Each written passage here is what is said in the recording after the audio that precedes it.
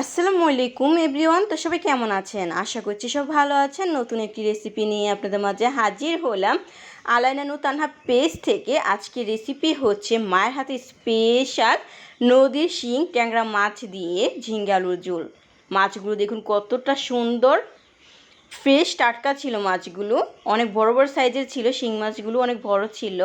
তো আম্মু ধুয়ে কেটে পরিষ্কার করে নিয়েছে। এখন রান্নার জন্য মাছগুলো ফ্রাই করে নিচ্ছে। পরিমাণ মতো হলুদের গুঁড়া, মরিচের গুঁড়া, স্বাদ মতো লবণ দিয়ে মাছগুলো ফ্রাই করা শেষ পর্যায়ে তারপর পেঁয়াজ কুচি দিয়ে পেঁয়াজটাকে ব্রাউন কালার করে নিতে হবে। ব্রাউন কালার হয়ে এলে ঝিঙ্গাগুলো অ্যাড করে দিতে হবে।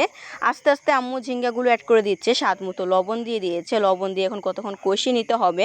কিছুক্ষণ পর পর ঢাকনা উঠিয়ে নেড়ে ছেড়ে সিদ্ধ করে নিতে হবে। আর উপকরণে ছিল পেঁয়াজ কুচি, ধনিয়া পাতা কুচি, কাঁচামরিচ।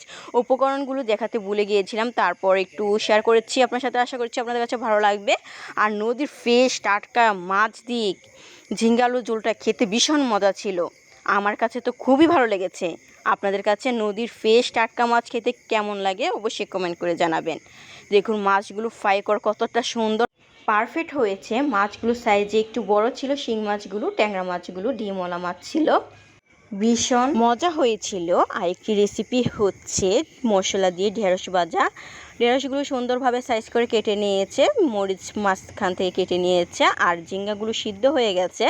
তারপর মরিচের গুঁড়া, হলুদের গুঁড়া দিয়ে কষিয়ে নেবে আবারও কতক্ষণ। কষিয়ে এলে তারপর মাছগুলো অ্যাড করে দিতে হবে। ঝিঙ্গাগুলো দেখা যাচ্ছে না, একদম মোমের মতো গলে গেছে ঝিঙ্গাগুলো। তারপর মাছগুলো অ্যাড করে দিল। ঝিঙ্গা থেকে মাছের পরিমাণটা একটু বেশি, নদীর মাছ, ফ্রেশ মাছ, তার তরতাজা মাছ খেতে ভীষণ মজা, তাই মাকে বললাম একটু বেশি দিতে। আমার ফেভারিট শিং ট্যাংরা মাছ। আপনাদের কাছে কেমন লাগে ট্যাংরা মাছ, শিং মাছ অবশ্যই কমেন্ট করে জানাবেন। আমার প্রিয় একটা মাছ। তো কথা বলতে বলতে বলক চলে এসেছে।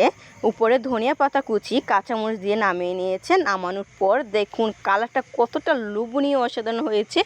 খেতে ভীষণ মজা ছিল। অবশ্যই বাসায় এভাবে রান্না করে দেখবেন, আপনাদের কাছে খুবই ভালো লাগবে।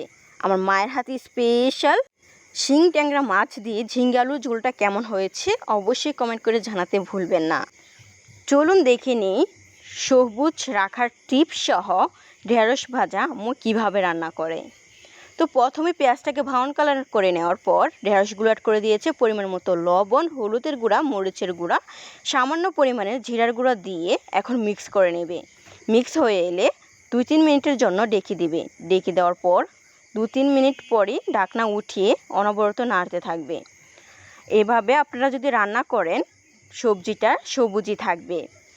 আর ঢাকনা যদি বেশিক্ষণ রাখেন তাহলে সবজির কালারটা নষ্ট হয়ে যেতে পারে। আজকে দুপুরের রান্নার দুটি রেসিপি এখানে শেষ করেছি। বিকেলে নাস্তায় আব্বু বাজার থেকে লিচু আর আমাদের গাছের মিষ্টি আম, রূপালি আমকে হার মানাবে। অনেকবার বলেছি এত মিষ্টি, মধুর মতো।